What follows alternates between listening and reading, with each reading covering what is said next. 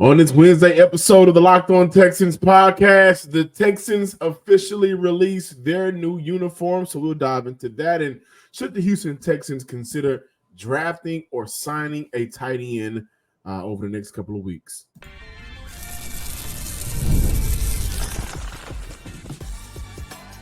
You are Locked On Texans, your daily podcast on the Houston Texans. Part of the Locked On Podcast Network, your team every day. Welcome in, Locked On Texans listeners and viewers, Texan fans across the world, to this Wednesday episode of the Locked On Texans podcast, a part of the Locked On Podcast Network, your team every day. I'm your Texans football analyst, John, some sports guy Hickman. On the other side of the screen, the man y'all really need to listen to. He had an opportunity to be at the NRG Stadium during the mega release draft party. Yeah, the draft party. Everything had everything going on at the NRG Stadium. But Texans credential media member, Sports Illustrated's Cody Davis. If this is your first time listening or watching the Locked On Texans podcast, thank you for stopping by. Please subscribe, like, and comment to the podcast on YouTube and wherever you listen to your podcast. And thank you to all of our returning listeners running us back, man. Y'all keep running us back. We appreciate y'all showing the love and coming out to listen or watch wherever you get an opportunity to watch and listen to your podcast. We'll be talking about C.J. Stroud and Patrick Mahomes, the connection between those two quarterbacks. We already know that one is a Hall of Famer. One, for a lot of people, is considered the GOAT. So we'll talk about how C.J. Stroud could be put into that category a little bit. Should the Houston Texans consider drafting a tight end or signing one between now, the draft, and before training camp? And, as promised, we're going to kick off today's show talking about the new uniforms, not the leaks, not the AI versions, not the terrible models, not none of that. The official jerseys for the Houston Texans have been released, and I gotta say, guys, personally, I'm jealous. I have my personal team. Ain't as cool as the Houston Texans are right now, honestly. But when I look at the jerseys, Cody, you had an opportunity to be there, so please give us your insight. 4 new jerseys, right? I gotta say that candy red does it for me. That candy red, man. Candy red. And that's Tank. So Tank makes it a little bit better, a whole lot better, actually, as he played in the U of H for the Cougars in Third Ward, south side of the city. Means a lot. So that candy red does it. Take it away, Cody. Man, first off, since you're talking about candy red, I want to start off with that jersey, John, because according to Big Sarge, our good friend Big Sarge, that red is not the same red that we are used to when we are looking at the Houston Texans ever since 2002.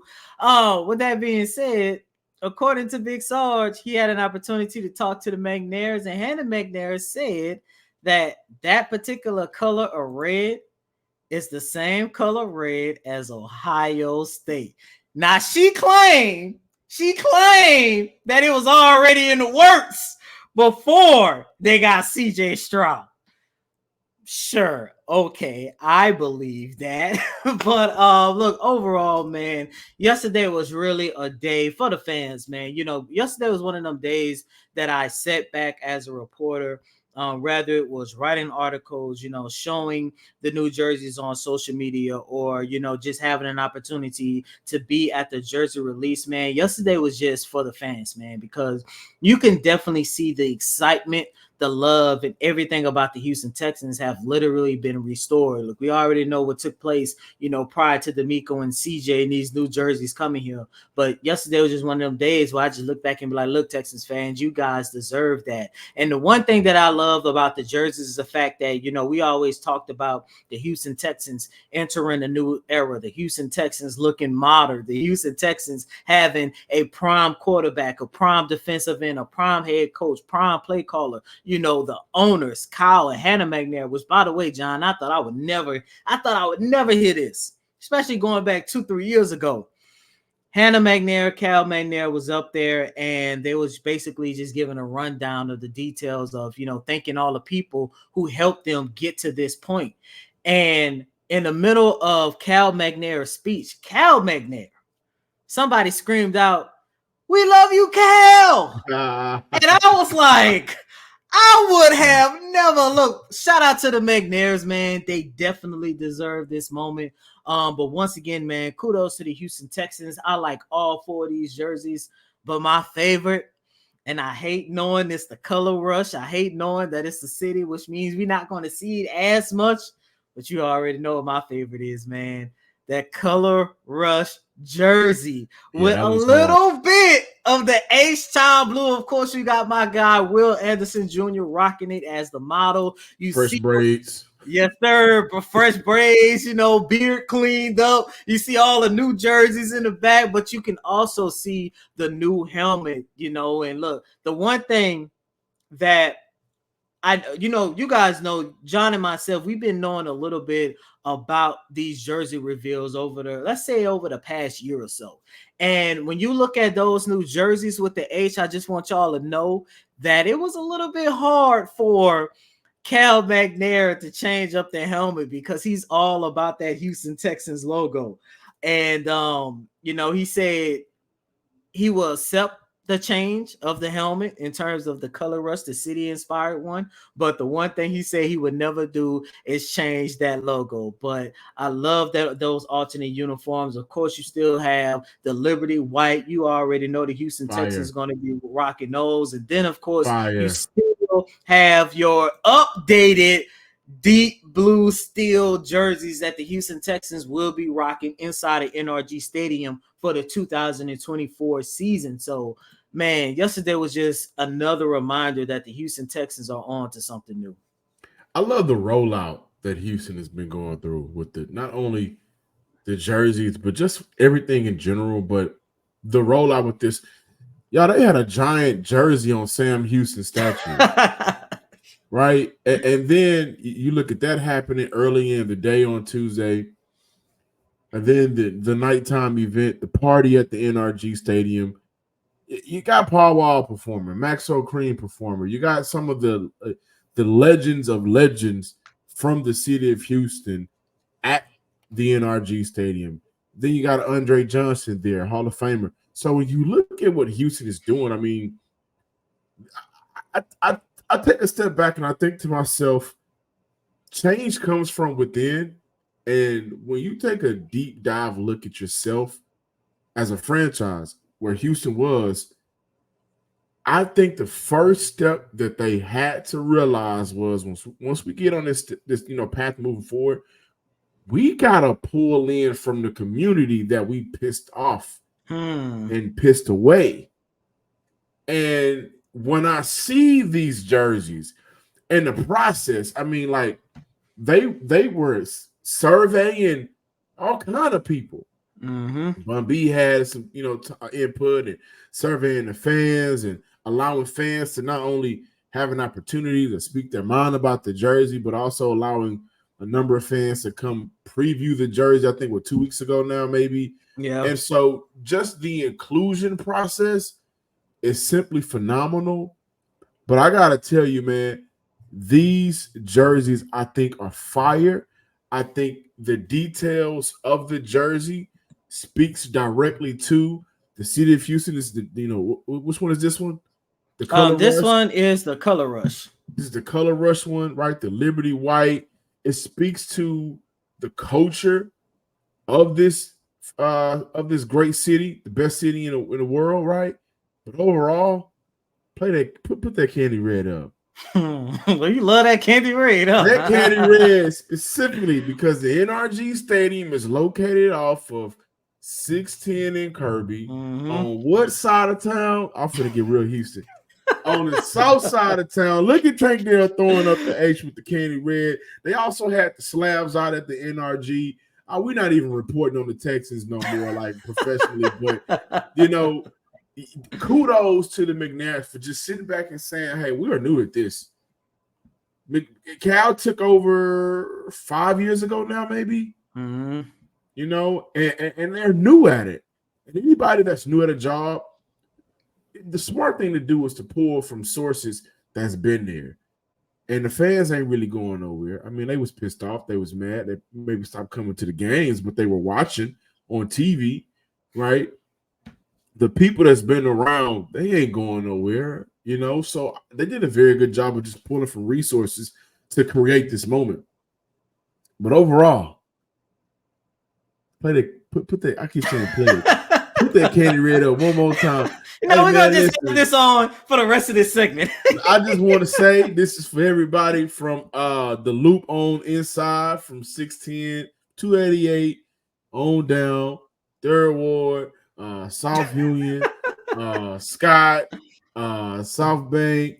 It's a lot of places I can name, but you know, just this represents the culture of Houston. And I'm proud to be able to cover a team that takes that into consideration. Shout out to the Houston Texans. These jerseys are fire. If you're complaining about them, I don't know what to tell you, man. You may just be a complainer because they did a very good job of reestablishing themselves with these jerseys. Passion, drive, and patience. The formula for winning championships is also what keeps your ride or die alive. eBay Motors has everything you need to maintain your vehicle and level it up to peak performance. From superchargers, roof racks, exhaust kits, LED headlights, and more. Listen, whether you're into speed, power, or style, eBay Motors has you covered. With over 122 million parts for your number one ride or die, you'll always find exactly what you're looking for. And with eBay Guaranteed Fit, your part is guaranteed to fit your ride every time or your money back. Because with eBay Motors, you're burning rubber, not cash. With all the parts you need at the prices you want, it's easy to make your car the MVP of the road and bring home huge wins. Keep your ride or die alive at ebaymotors.com. With eligible items only, exclusions apply. eBay Guarantee Fit only available to U.S. customers. Welcome back in, Locked On Texans listeners and viewers. Really quick, I got one more Houston moment in me. Those candy red jerseys are for DEA. Oh my goodness! It's for Cloverland. Shout out to Lil Flip. It's for Blue Ridge. It's for Hearn Clark. Shout out to B Scott.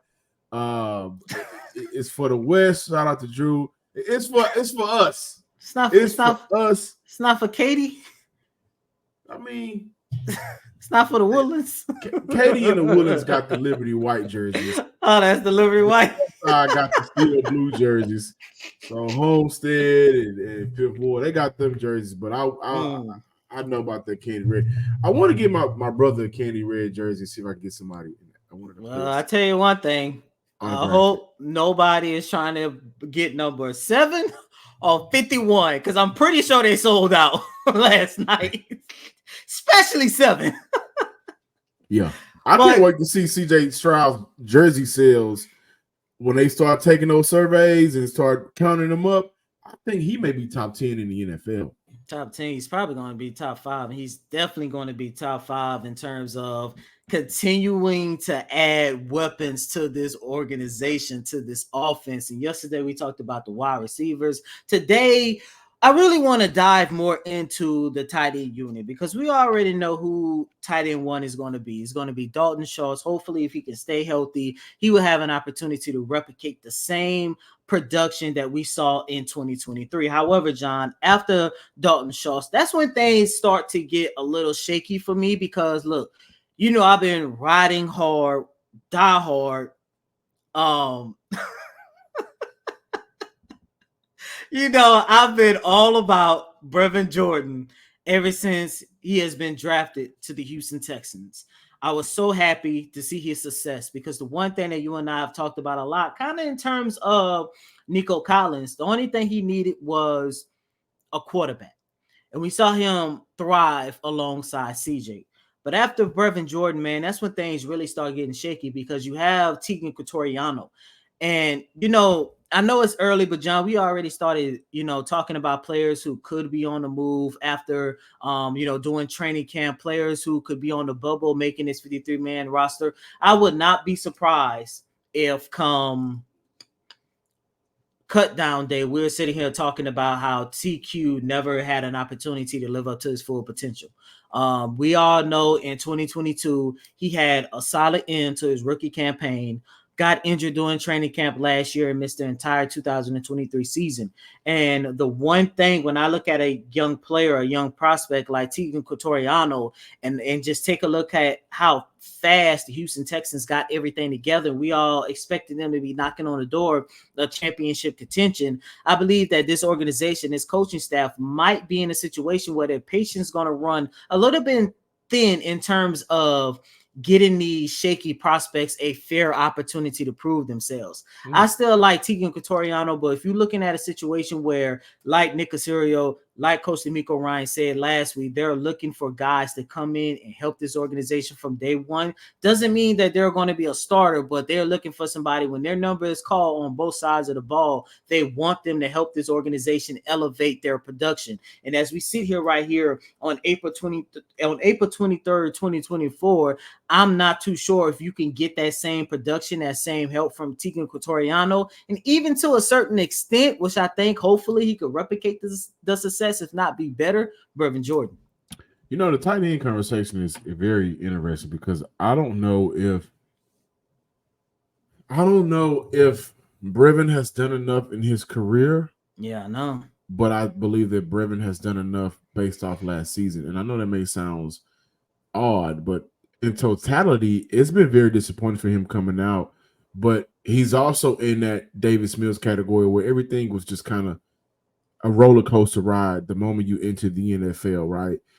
When we saw him play football last year, beginning of the year, you know, didn't look like he was making any strides and leaps, but then he ended off the year kind of like Christian Harris in a different way and role, of course, but just making play after play. It may have not always been catching the ball. It may have just been great down blocking. It may just be, you know, doing a very good job of first and 10, maybe picking up those 5 yards, right?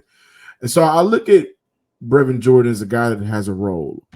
And with that role, one of the things that I was kind of beating on the table a little bit about last year was, can he get opportunities as a fullback, lined up as a fullback in the backfield? I mean, he's an improved blocker. We know that he can catch the ball pretty well. We know that he ran a 4.5, and we had an opportunity to see that 4.5 speed in the playoff game where he took one back for like 76 yards. I think so. Yeah, so we saw him be able to use that speed. I mean, he got talent. He's not a tight end number one, right? And we know who that role is for, reserved for Dalton Schultz. But I like Brevin simply because he's a cheap player. He still has a lot of room to grow. He has the potential. It's just having the opportunity to be with some consistency around him. And I would say that this would be going into now his 4th year, would be the first year since he's into the NFL where everything is stable from year to year. Looking at last year for year 3, now going into year 4 if he's going to make the roster. I like Brevin Jordan's chances to stick around. I think he's going to have a great opportunity to prove himself in training camp. Now, when it gets to Tegan Cotoriano and Dalton Keene is also on the Texans roster, those two guys are replaceable. Honestly, you know, this is a what have you done for me lately business, and we know with Schultz, tight end number 1. He's not going anywhere. That's solidified. Brevin Jordan, when he got the opportunity to get those moments, get some of those catches, and I do not want to underestimate how much of an improved blocker he was last season. I think last season was his best season since entering the NFL.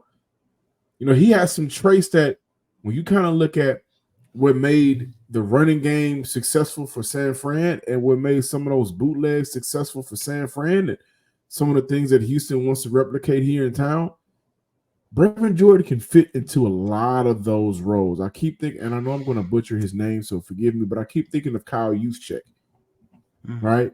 Out of the backfield as a fullback. I mean, he's a do-it-all type of guy.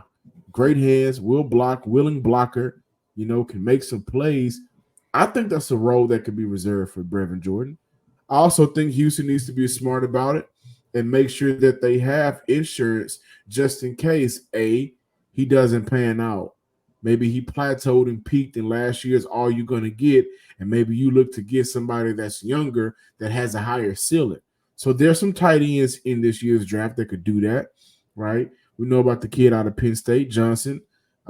Ben Sinnott out of Kansas State. When you look at a guy that could probably fit that Kyle Juszczyk role and has some great hands, one of the most underrated route runners at the tight end position, right?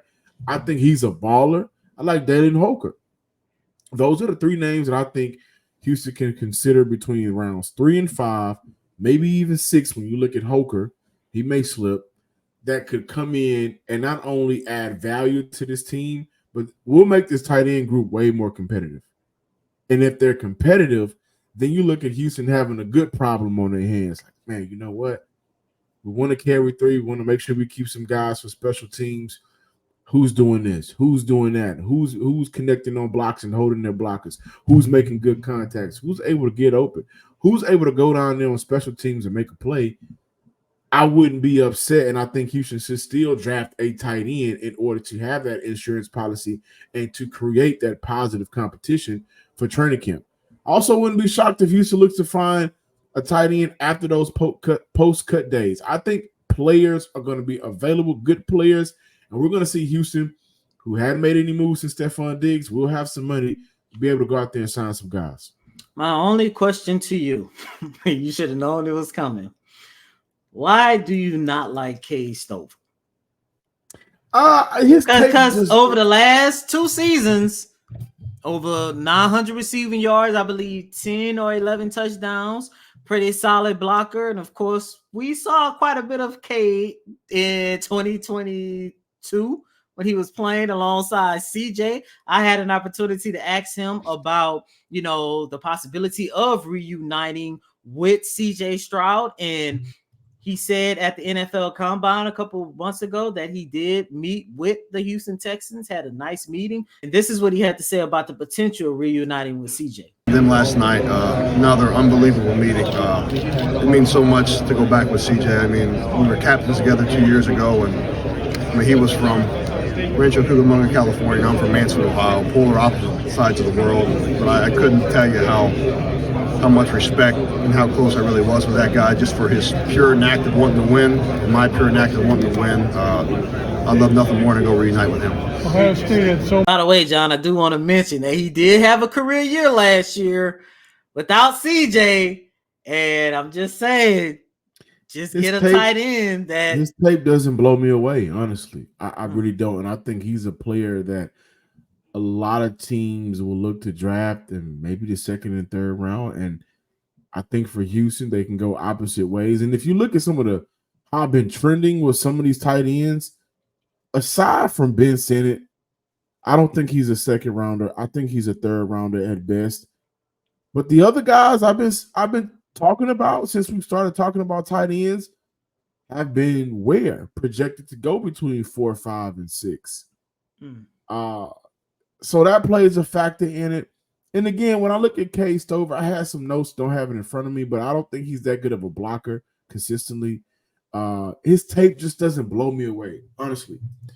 And I think Houston can probably find better value and maybe more versatile guys later in the draft than with Cade Stover, who I think, you guys don't kill me, I think Cade Stover's biggest weapon is his name and where he played, but I think there are better players at that position than him.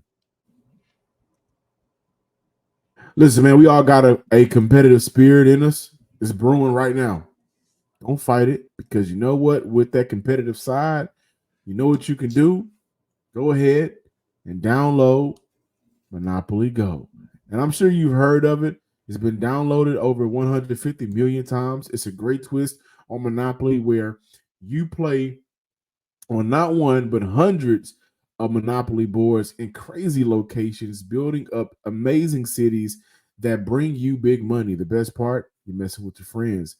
You can charge them rent on iconic properties, just like the classic Monopoly, but you can also heist their vaults of riches for yourself, and the leaderboards always show you who the biggest Monopoly tycoon is. But it's not just my competitive side that loves it. You can team up with your friends, around people around the world for time tournaments to earn huge rewards. So get in on the game and the action and the fun. Join your friends. Download Monopoly Go now for free on the App Store or Google Play. Welcome back in, ladies and gentlemen, to this Wednesday installment of Locked On Texans. One more day until the start of the 2024 NFL Draft. But at the time of this recording, technically 2 more days, as the Houston Texans do not have a first-round pick, which is okay, because part of the reason why they don't have a first-round pick is because they traded one of them for Will Anderson Jr., the guy who now represents the new Color Rush uniform for the Houston Texans. But John, on yesterday, we talked about the possibility, whether or not the Houston Texans should consider drafting a wide receiver. And our good friend, John Crumpler of Texans Wire, had an opportunity, which, by the way, John has been killing this draft season. I mean, interviewing multiple of some of the top prospects in this year's draft. And a couple days ago, he had an opportunity to talk to South Carolina's wide receiver, Xavier Leggett. And he asked Xavier about the possibility of playing with CJ Stroud. And he said, of course, like every receiver in the world, probably, he would love to come to Houston and play with CJ Stroud. And he compared the potential of playing with CJ Stroud to Patrick Mahomes. Now, John, just for fun, I'm not, and listeners and viewers, I'm not trying to start no debate in the comment section. One, I think Xavier, his draft stock is second round, if I'm not mistaken. I still don't want to see the Houston Texans waste neither one of their picks on a wide receiver, especially as early as Xavier is projected. But John, to compare CJ Stroud to Patrick Mahomes, I'm not going to sit here and say, is it a fair comparison or not? But do you think he can get to that level and in some ways kind of surpass that? I'm not going to answer that question. I think that's so unfair. I mean, what? Yeah, CJ wins MVP in his second year in the NFL. It starts this year. I mean, it does, but I mean, what Mahomes has been able to accomplish since entering the NFL is nothing short of football godlike, right? And so we talk about where CJ can rank, right? Can he get this? Can he be there? To compare him to Patrick Mahomes, I think that you may be able to pull out similarities. Mm-hmm. I think one thing that Patrick Mahomes doesn't get a lot of credit for is his accuracy. But I just think that's unfair. That's like I don't want to compare CJ to Mahomes, to Brady. And I think that he'll be able to win a championship for Houston. And, I think he has the ability to win an MVP. I absolutely can see him winning an MVP. I can see him, being the quarterback for this franchise that does it all. But Mahomes is that quarterback for his franchise that does it all and has done it multiple times. So shout out to Leggett. I like that, for Mahomes. I mean, for CJ, maybe it's a confidence thing. Maybe it's can do something for his ego in a good way in terms of how he operates on the field, not outside of the field. But that's very unfair.